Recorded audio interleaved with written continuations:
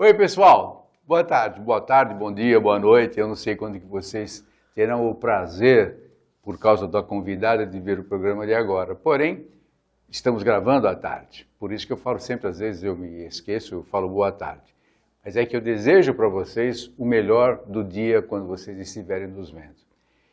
Eu sou o Ralph Peter, que sempre com muito prazer apresento o programa Livros e Revista, que vai ao ar toda quarta-feira, às 19 horas, pela nossa BCC Television. Sempre temos o firme propósito de levar até vocês um bom entretenimento, um elevadíssimo teor de cultura e, dentro de alguns segundinhos, cultura gastronômica da melhor qualidade. E da melhor qualidade e melhor explicação.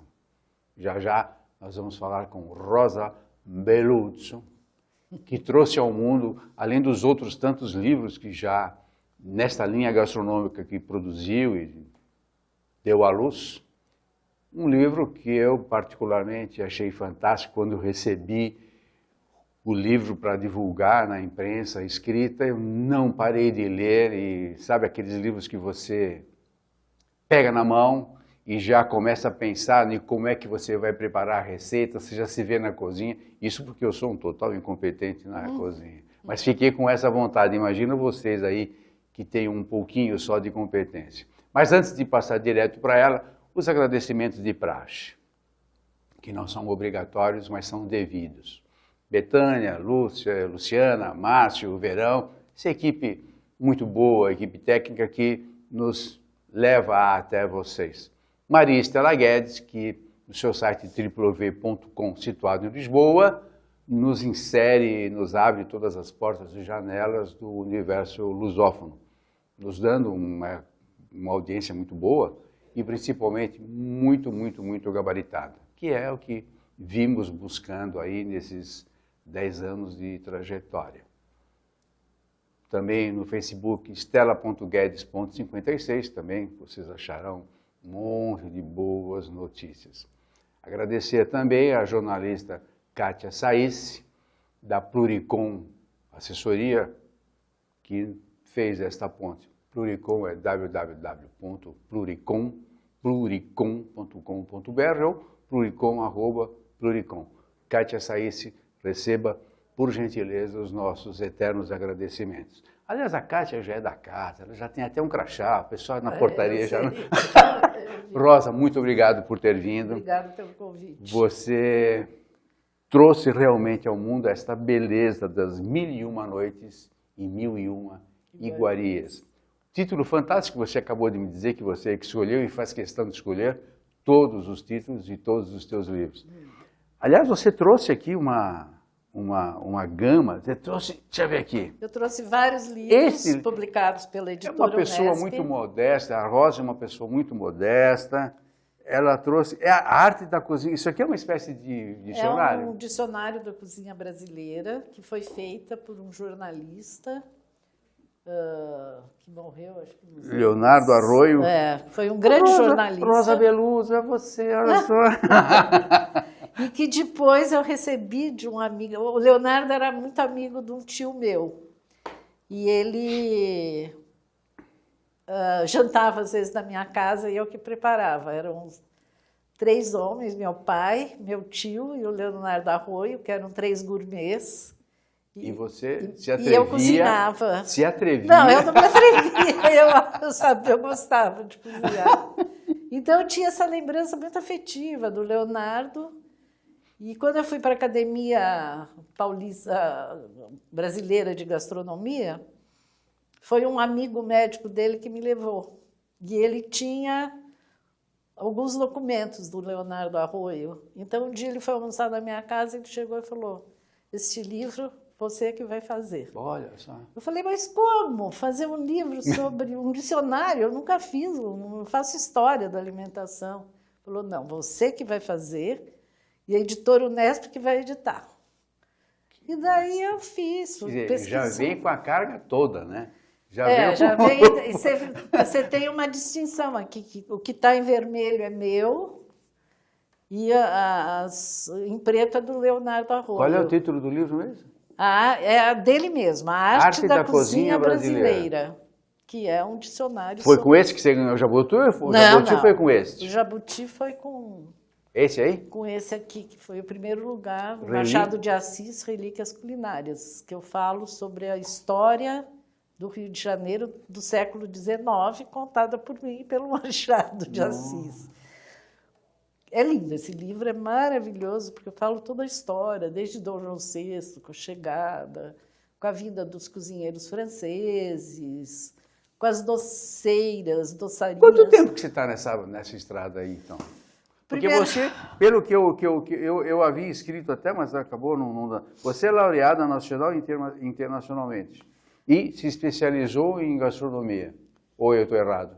Não, eu fiz Ciências Sociais. Ciências Sociais. É. Depois, em 1998, eu trabalhava no Memorial da América Latina e nós fizemos um seminário sobre imigração no Brasil, que foi, assim, um grande seminário que tinha filmes de imigrantes, foi muito bonito. Exposição na Hospedaria dos Imigrantes, que agora é o Museu dos Imigrantes. Lá na Rua Visconde de Parnaíba, né? É, que é lindo esse museu. Sim, só o prédio já... Nossa, um jardim maravilhoso. E que eu fiquei muito emocionada, que eu nem conhecia quando eu fui, foi em 1997, 98. E daí eu cheguei e falei assim, eu quero saber como é que meu bisavô Beluso chegou aqui. E eu fiquei emocionada, porque eu não sabia, tem os documentos, eles abrem uma coisa. Agora está tudo no site, né, deles, os nomes das chegadas. Então, o lugar, só para falar para eles, desculpe te interromper, Museu dos Imigrantes. Museu dos Imigrantes, Museu dos Imigrantes, Visconde de Parnaíba. Visconde de Parnaíba, aqui em São Paulo, Visconde de Parnaíba, acho que fica no Brás. Exatamente. É próximo de uma estação de metrô. É. Acho que é a Estação Brás, inclusive. É, você desce... Olha, é um lugar fantástico. É um lugar fantástico. E como você estava falando, você todo o retrospecto vai buscar familiar. Essas origens. Exatamente. Né? E de qualquer origem, né? Não é só italiano. É que não é só italiano. A gente vê sempre o italiano e tal, porque foi o italiano quem palmilhou bastante todos os imigrantes que vieram todos, e que foram trabalhar. De qualquer origem. Mas que foram trabalhar, passar do campo, né? Que foram contratados como mão de obra. Alguns enganados, mas isso já é história. Alguns enganados. Por exemplo, depois eu perguntei sobre a minha avó, que era da Calábria, e ele não achou o nome da minha avó. Então, minha avó veio com 1 mês da Calábria. 1 mês? Com os pais, né? E o pai dela era rico, então não passou na Hospedaria dos Imigrantes. Ele falou, sua avó não está aqui. Não está porque não entrou, óbvio. Ele ainda não precisava trabalhar no campo como mão de obra, né? Legal. Escuta, e este 1001 Noites que eu reputo... Esse 1001 Noites... Uma coisa de louco. Bom, olha, e não tem só a história da gastronomia, você enfoca... Geralmente eu enfoco a história... Isso que... Por exemplo, São Paulo, Memória e Sabor, eu enfoco a história desde a comida, de como os índios viviam, como eles comiam, depois os bandeirantes, eles que acompanhavam os bandeirantes em busca do ouro e da prata, e eles que cozinhavam para os bandeirantes, que sabiam achar no meio do mato. Até medicamentos, né, inclusive. Tudo. E depois eu falo das fazendas de café, né? Aí da cozinha caipira paulista, do cuscuz paulista. Qual é a diferença do cuscuz paulista e de outra região? Então, qual é a diferença? Cuscuz... Já que você falou disso... É muito interessante, porque o cuscuz vieram com os bandeirantes, que eles saíram, eles eram judeus, árabes, né? Justo, eu achava que justamente o cuscuz era algo do Marrocos, daqueles lados. África do Norte. E eles trouxeram a ideia, mas como? Aqui não tinha trigo, os ingredientes suficientes, né? Então os índios nós tínhamos a farinha de milho e a farinha de mandioca. Os índios pegavam as sardinhas, os peixinhos do rio, né, por onde eles caminhavam. E eu sempre falo, a única técnica igual a de todos os cuscuzes, né? É cozinhar em banho-maria, né? Bafo, no bafo, é. Essa é a técnica que sempre durou a vida inteira, tanto todos os Sim, até porque se você imaginar, se você fizer um retrospecto histórico-antropológico, não havia o gás, tudo era literalmente banho-maria, era quase um banho-maria, não era? Você tem que pôr a água embaixo de uma panela, depois a outra panela lá furadinha, né? Que daí o bafo vai cozinhando. No teu caso particularmente, porque é bem evidente que você gosta muito do que faz, fica bem claro isso. Quando você entrou aqui já deu para sacar. Mas o que vem primeiro no teu caso? A historiadora, aquela buscadora, a fuçadora da história, ou a gastronômica, a pessoa que gosta de cozinhar? Ou os dois caminham complicado, né? Concomitantes ali? Eu acho que quando eu era pequena eu era uma chata, não gostava de comer. Não Falava gostava. que a cozinha da minha avó era caipira, porque minha avó era fazendeira. E veio morar em São Paulo e eu tinha um pai gourmet, que gostava de comer bem. E a minha tendência foi, lógico que a minha avó cozinhava super bem, maravilhosamente bem. Tanto é que eu recuperei a comida dela. Hoje você entende isso, né? Eu recuperei depois de, né? Quando eu fiz a cozinha São Paulo Memória e Sabor. Mas eu já gostava, quando eu vim morar em São Paulo, eu já gostava de ir para a cozinha, bater bolo. Eu já tive um caderno, imagina, comecei a fazer um caderno com 12 anos, qual é a menina que se interessa? Mas a minha mãe nunca deixava entrar na cozinha, nem minha avó. Ah, tá brincando. Então, eu acho que é um dom, né? Eu cozinho bem, não é por... A minha mãe não deixava entrar na cozinha porque eu era homem. Tá vendo? Homem não entra na cozinha, aquelas né? histórias, né? Exato. Depois que a gente fica machista, mas eu não... E eu gostava de ver, gostava de... Olha, Por exemplo, minha mãe fazia nhoque na faca. Você tá... Só na faca você faz nhoque. Exatamente. Não, hoje Aonde? não Como se é faz que faz? mais, né? Não, você corta a massa na faca. Não, mas hoje você compra tudo pronto. Imagina, bom, não tem mais mas tempo. eu ainda faço massa na máquina. Tá brincando? A massa fresca é uma delícia, Sim, né? mas eu acho que a gente já não tem muito mais tempo. Embora você até possa, num momento assim de extrema dedicação familiar, você vai querer fazer algo especial, num dia especial e tal. Mas rotineiramente não dá. Na minha casa era todo domingo. De sábado para domingo se fazia. Eram a reunião de família, né? Todos o grande elan, mas afinal você acabou não respondendo. Hoje. Quem que vem primeiro? Não, eu estou respondendo. A história... Desculpe. Então, a minha ansiedade foi maior que a educação. Daí acho que eu já tinha esse dom, essa tendência. Eu sempre falo que eu fui a neta, minha avó teve 20 netos, acho que só que puxou a avó. Sabe aquela pau para toda obra? Cozinha, faz, gosta. E eu gosto de comer bem. Eu tenho um amigo... Bem-vindo ao clube. Nem todas as pessoas entendem de comer bem, né? Lógico. E eu tenho um amigo que sempre fala, a melhor cozinha do bairro da Rosa é a cozinha dela, não são os restaurantes. O melhor restaurante é o dela. Poxa, isso é elogio. Eu cozinho, eu acho que... Agora eu tô meio paradona, estou sem estímulos, não sei. Mas quando eu trabalhava, eu chegava em casa, convidava 5, 6 pessoas, as pessoas iam jantar comigo. Eu conheço uma pessoa que é exatamente assim, uma moça que ela chega em casa esbaforida, cansada. Mas no que entra na cozinha, parece que o dia iniciou ali. E faz isso, e faz aquilo. Você também é rápida, muito assim, competente? Super rápida. E tem um menino inglês, num desses canais de TV aí, que ele chama Cozinha Rápida. Como é que é o nome dele? Olivier. Não, Olivier não. Não é o Olivier que é o outro. É um que agora abriu um restaurante em São Paulo. Um garoto inglês. Um garoto inglês aí. Faz tudo com a mão. Eu acho fantástico isso, eu acho muito legal. Agora você já vai me responder, afinal, quem que vem primeiro? Se é a história ou é a gastronomia? A história vem junto, eu acho, né? Que vem junto.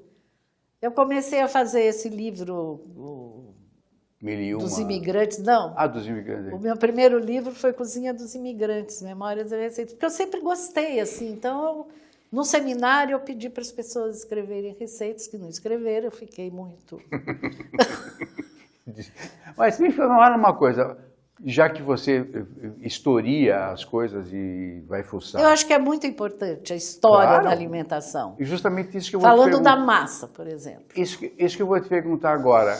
De quando você começou a se interessar efetivamente Pela história pela da história. alimentação. E hoje, muita diferença em termos de cozinha, em termos de ingredientes, em termos até de fazimento mesmo.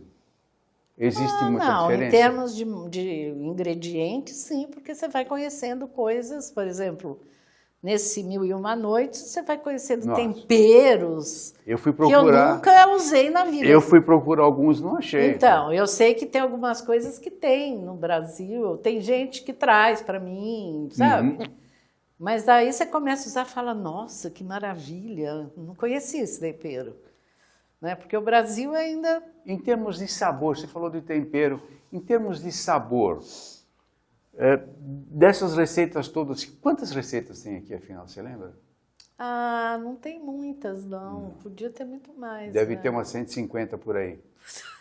Mais? Não, imagina. Menos? Acho que deu umas 20. Só? É. Nossa, tem muitas receitas no meio do livro que são receitas do século X, do século XII, XIII, que eu ponho só a receita, não ponho... A foto.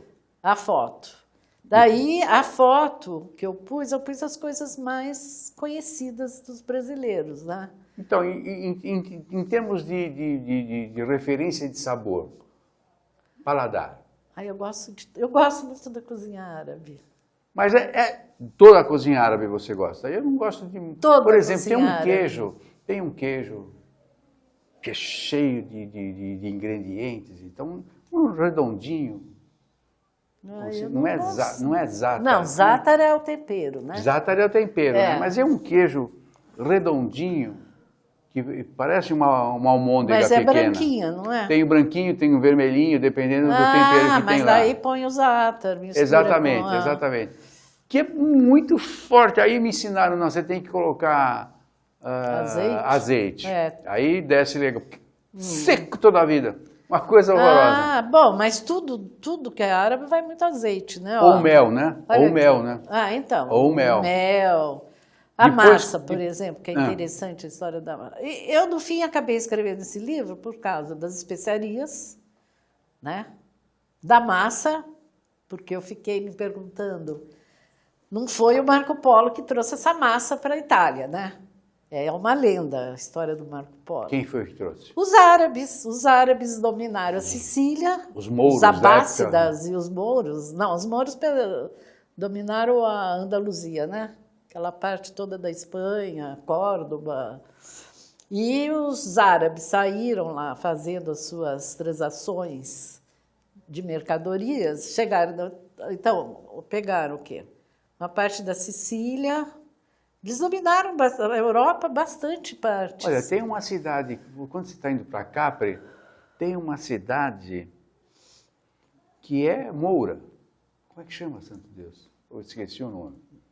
Eu vou lembrar, uma hora eu lembro. Você está descendo, você já vê, todas as construções são árabes. E você está indo para Capri. Eu acho que é para aquela costa bem amalfitana, toda branca, Amalfi. Toda branca. Exatamente. É muito árabe, né? Costa amalfitana, né? É tudo árabe, aquilo lá é uma coisa incrível, mas continua.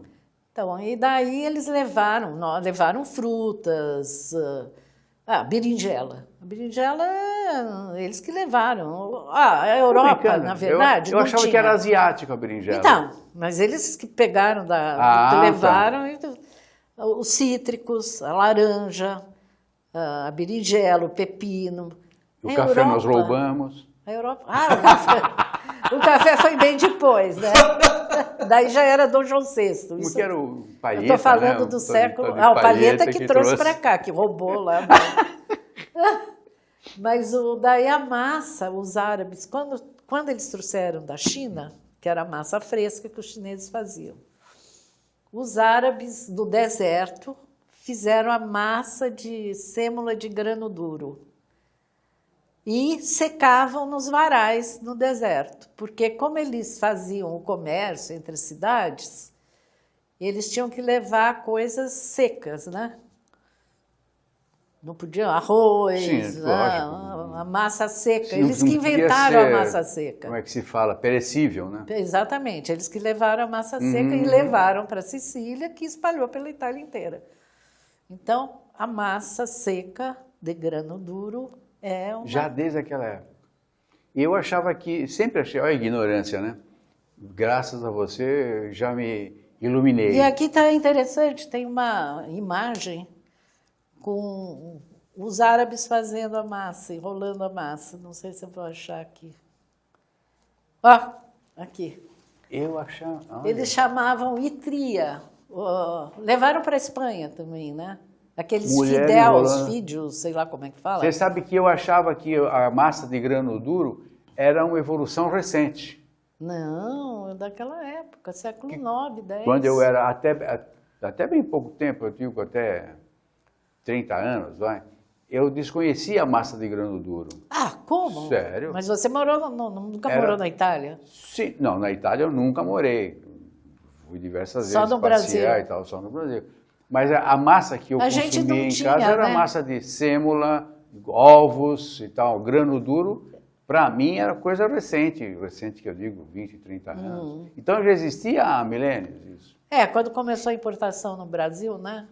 É isso. A grande importação, que eu falo que abriram os portos para as nações amigas. E agora nós temos fábricas boas fabricando. Ah, sim, não Mas continua a história, tá ótimo, continua. Não, então, a história da massa é essa.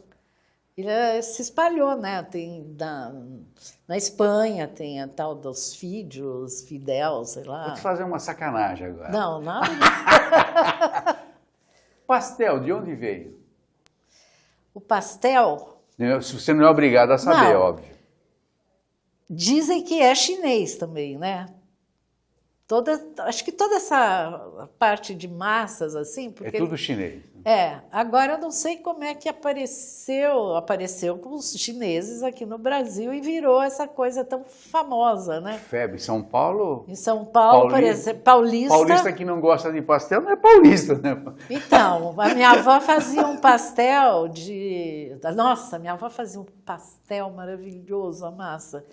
E eu, quando fiz São Paulo Memória e Sabor, fiquei sabendo que também, antigamente, fazia esse pastel com farinha de fubá, de milho. É interessante isso, né? O pastel fica meio duro.